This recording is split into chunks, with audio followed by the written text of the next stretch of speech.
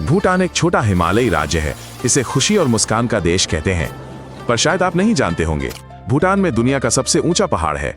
उस पर कोई कभी नहीं चढ़ा है। ये गंगखार पुएनसुम चोटी है। इसकी ऊंचाई 7500 मीटर है। ये कोई छोटी चट्टान नहीं है। ये पृथ्वी का 40वां सबसे ऊंचा शिखर है। बात ये नहीं कि पर्वतारोही कमजोर हैं। दरअसल भूटान में 1994 से एक कानून है। 6000 मीटर से ऊपर चढ़ाई पूरी तरह मना है। स्थानीय लोगों के लिए ये चोटियां पवित्र हैं। वहां आत्माएं रहती हैं। सरकार कानून द्वारा इस विश्वास की रक्षा करती है। ये एक विरोधाभास है। एवरेस्ट के पास एक विशाल भूतिया चोटी है। उसे सैकड़ों बार चढ़ने की कोशिश हुई।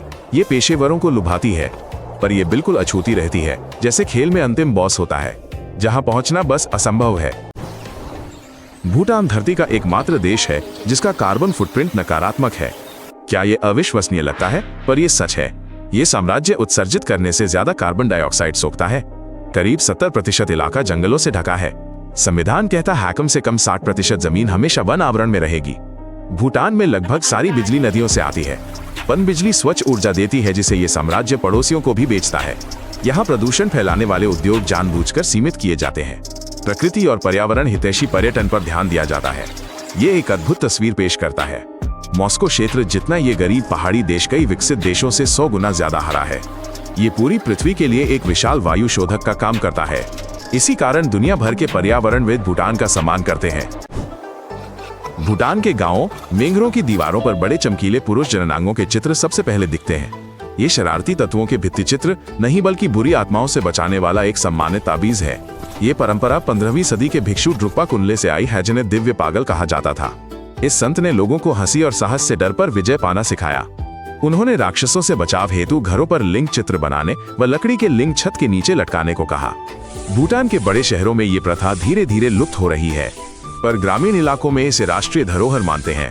स्थानीय लोगों के लिए यह अश्लीलता नहीं, बल्कि घर परिवार की सुरक्षा का सीधा साधा प्रतीक है। पर्यटकों को हर कदम पर इसकी आदत डालनी पड़ती है। भूटान के पूर्वी हिस्से मेम्बो मेना नाम की एक अजीब परंपरा थी। इसकी प्रथा सीधी थी। लड़का रात में खिड़की से लड़की के घर मिलने आता था। यदि सुबह उसे बिस्तर पर पाया जाता तो इसे अघोषित सगाई मानते थे।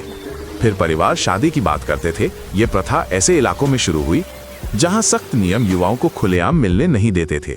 गांव पहाड़ों पर दूर दूर फैले थे, लेकिन लड़की को हमेशा मना करने का अधिकार था। शोर मचाने पर बिन बुलाए मेहमान को शर्मिंदगी और भागना पड़ता था। आज ये परंपरा लगभग खत्म हो गई है। इसका दुरुपयोग होने की आलोचना होती है। युवा अब आधुनिक तरीके से मिलते हैं, लेकिन कुछ समय पहले भूटानी प्रेम कहानियां खिड़की से चुपचाप शुरू होती थीं। ये किसी पुरानी परी कथा जैसा लगता है। भूटान के कुछ पहाड़ी इलाकों में एक दुर्लभ पारिवारिक व्यवस्था अब भी मिलती है। इसमें कई सगे भाई एक ही महिला से विवाह करते हैं। ये अजीब लग सकता है, पर इसका स्पष्ट आर्थिक तर्क है। ऐसा विवाह जमीन और पशुधन को उत्तराधिकारियों में नहीं बांटता। इससे सभी कुशलता से काम कर पाते हैं। एक भाई पहाड़ों में याक चलाता है, दूसरा घर का काम संभालता है, तीसरा मेलों में व्यापार करता है। सबसे बड़ा भाई मुखिया होता है, पर सभी पति पत्नी के अधिकार समान हैं। बच्चे सभी के साझे होते हैं। ये प्रथा हिमालय के कठोर भूगोल से पैदा हुई है। वहाँ हर जमीन का टुकड़ा और हर हाथ अनमोल है। अब ऐसे विवाह कम ही होते हैं। सड़क, स्कूल और नई अर्थव्यवस्था जीवन बदल रहे हैं। युवा अब सामान्य जोड़े चुनते हैं, पर बाहरी पर्यवेक्षक के लिए ये व्यवस्था पहाड़ी जीवन का असली विरोधाभास लगती है। भूटान के लोगों की कोई सरनेम नहीं होती, जैसा हम जानते हैं। लामा जन्म के कुछ हफ्तों बाद बच्चे का नाम रखते हैं। ये नाम जीवन भर रहता है। शादी के बाद महिलाएं पति का सरनेम नहीं लेती। बच्चों को माता पिता का सरनेम नहीं मिलता, क्योंकि वे होते ही नहीं।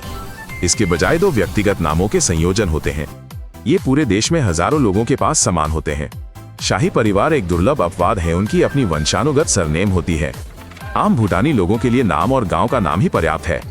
विदेशियों के लिए यह एक चुनौती है। एक क्लास में 5 शेरिंग और 3 दोरजी हो सकते हैं। ये सभी अलग अलग व्यक्ति होते हैं, लेकिन समुदाय के भीतर भ्रम कम होता है। सब एक दूसरे को रिश्ते और निवास स्थान से जानते हैं। भूटान अपनी किंवदंतियों का इतना सम्मान करता है कि उसने हिममानव की संभावित जन्मभूमि के लिए एक पूरा राष्ट्रीय उद्यान समर्पित कर दिया है। यह राज्य के पूर्व में साक्टेंग अभयारण्य है। इसे दुर्लभ वनों और उच्च चरागाहों के लिए बनाया गया। आधिकारिक तौर पर इसमें यति के निवास की रक्षा का उल्लेख है। स्थानीय लोग इसे मिगो कहते हैं। वैज्ञानिक इसे संदेह से देखते हैं, लेकिन पहाड़ी लोगों के लिए आत्माएं और रहस्यमय प्राणी रोजमर्रा की सच्चाई हैं। वन्य जीवों को बचाना यति के बिना भी उपयोगी है। अंततः भूटान को एक पर्यटन स्थल और दुर्लभ जीव जंतुओं के लिए वास्तविक सुरक्षा मिली। अगर हिममानव कभी सामने नहीं आता है तो भी अभयारण्य एक विश्व दुर्लभता है। पौराणिक जीव को आधिकारिक रूप से संरक्षित करने वाला ऐसा कोई अन्य स्थान नहीं है। भूटान का राष्ट्रीय पशु ताकिन है। ये एक अजीब जैविक प्रयोग जैसा दिखता है। इसकी बनावट अनोखी है। इसमें गाय का शरीर करी का सिर है। इसका धड़ विशाल और सींग छोटे हैं। एक किंवदंती के अनुसार द्रुक्पा कुनले दिव्य पागल ने उन्होंने एक बार भोजन के लिए एक बकरी और एक गाय मांगी। दोनों जानवरों को खाने के बाद उन्होंने गाय के कंकाल से बकरी का सिर जोड़ा। मंत्रों का जाप करते ही वो जीव जीवित हो गया। वो घास के मैदान में चरने भाग गया। जीव विज्ञानी ताकिन को दुर्लभ पहाड़ी जानवर मानते हैं। ये एक खुर वाला जीव है।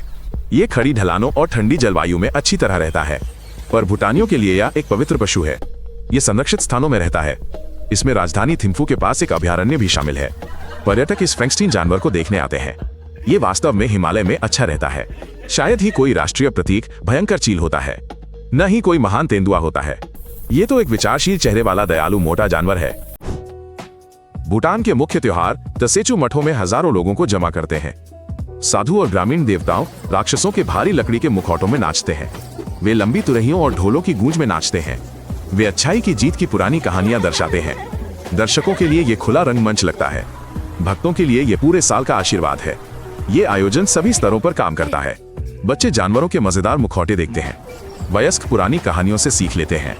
बड़े बुजुर्ग इसे चलती फिरती प्रार्थना मानते हैं। त्योहारों के अंत में कभी कभी बड़े पवित्र चित्र फैलाते हैं। ये बहुमंजिला घर जितने बड़े होते हैं, पूरा चौक शांति में थम जाता है। इन त्योहारों में पर्यटक महसूस करते हैं कि भूटान में धर्म संग्रहालय या औपचारिकता नहीं है। ये दैनिक जीवन का जीवंत अंग है। इसे अपनी आंखों से देखा और कानों से सुना जा सकता है। भूटान घुमावदार सड़कों, दर्रों और यात्राओं का देश है। यहाँ दूरी किलोमीटर से नहीं बल्कि घंटों से मापी जाती है। मुख्य सड़क घाटियों से इतनी घुमावदार गुजरती है कि 50 किलोमीटर चलने में आधा दिन लग सकता है। लेकिन नज़ारे ऐसे दिखते हैं जैसे किसी पहाड़ी आत्मा की फिल्म से हो। स्थानीय ड्राइवर बखूबी जानते हैं कि बारिश के बाद कहां भूस्खलन होगा और कहां याक का झुंड सड़क पार करेगा। यहाँ किसी भी नई सड़क का निर्माण एक सच्चा पराक्रम है। मशीनें सचमुच खाई के ऊपर लटकी होती हैं। मजदूर चट्टानों को हाथ से मजबूत करते हैं। इसलिए भूटान में घरेलू उड़ानों और धैर्य को महत्व दिया जाता है।